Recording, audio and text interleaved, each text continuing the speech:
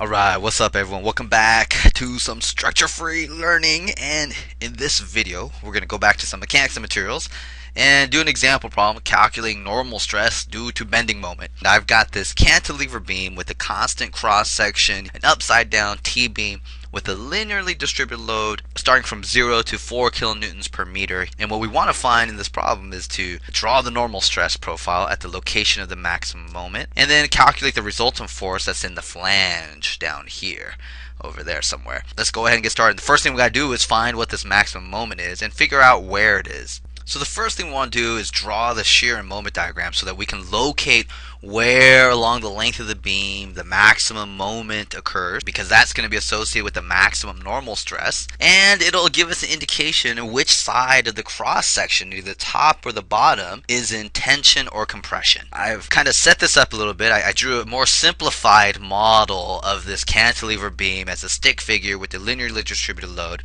And normally when you draw a shear and moment diagram you want to solve for reactions first, but in this case, because we have a free end over here, that free end has zero moment and shear, so we can just go ahead, start going from left to right and draw the shear and moment diagram, because we know we're going to start from 0 on the left with the free end. And so here the shear diagram, V in units of kilonewtons, and this should be actually kilonewtons per meter, and this is 3 meters in length.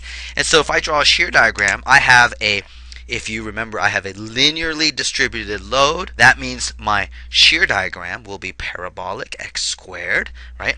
And starting from zero here, because of the free end, I am decreasing at a changing rate, really. So parabolically, I'm decreasing parabolically, and the area, the amount of change in shear is the area under the loading, and this change in shear is equal to the area of this load, which is just going to be 1/2 the base times the height, which is 4 kilonewtons per meter, and this is equal to 6 kilonewtons. And so I just go ahead and draw a shear diagram, and hopefully I can draw a nice line here. Let's see, and okay, that looks kind of parabolic, right? And that's minus 6 kilonewtons. And what that tells also is that my reaction right here on the support should be 6 kilonewtons upwards. Hey, now I want to draw my moment diagram, and if my shear diagram is x squared, then I know that my moment diagram will be on the order of x cubed, and my moment will have units of kilonewton meters.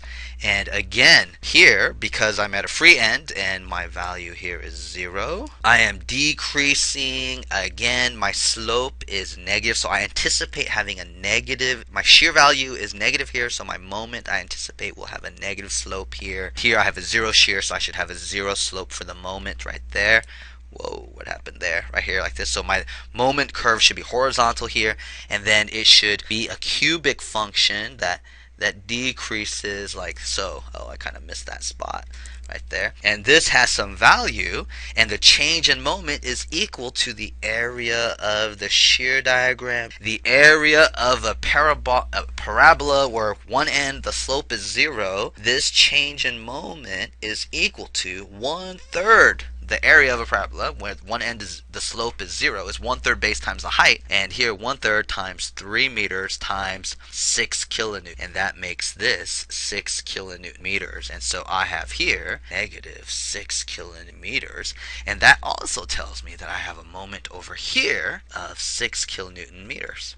And my maximum moment is this value. Here is my maximum moment, and because of the way the orientation of the moment is on my cross section, so this implies that my moment is being applied like this, the 6 kilonewton meters at the support, and my compression is on the bottom, top is in tension. Alright, so now we have a value for the moment here, and the next thing that we want to do is draw the stress profile at this location, and that's going to involve using our bending formula, and we'll do that next.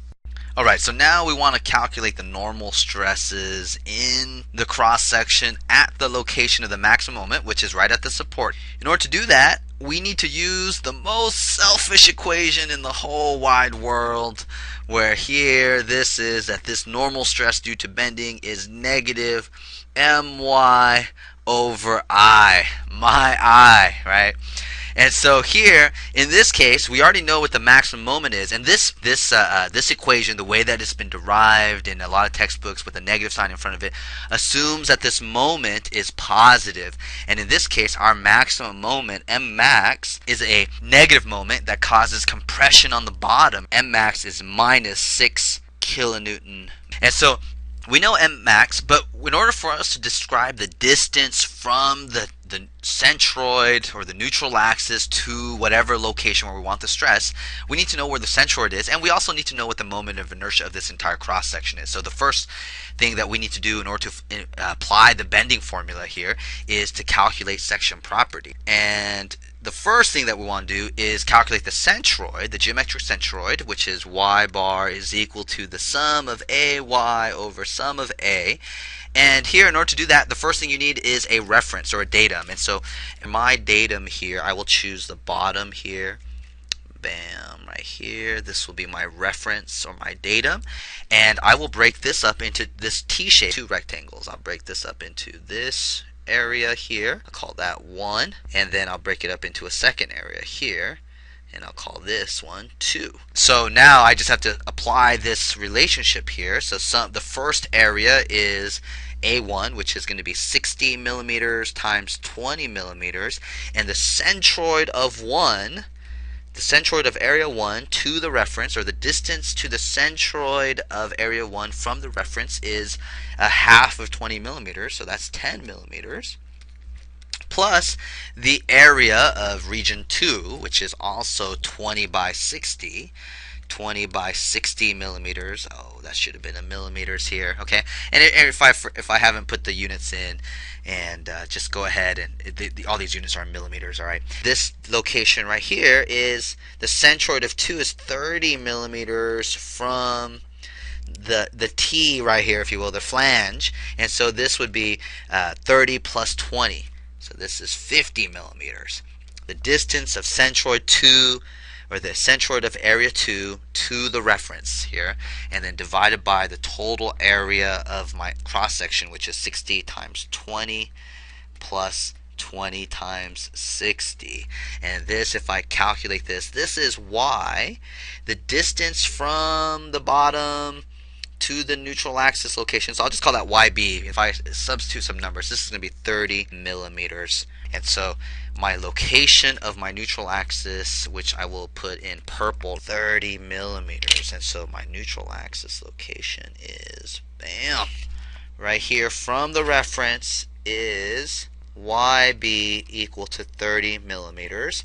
And that's YB for Y bottom.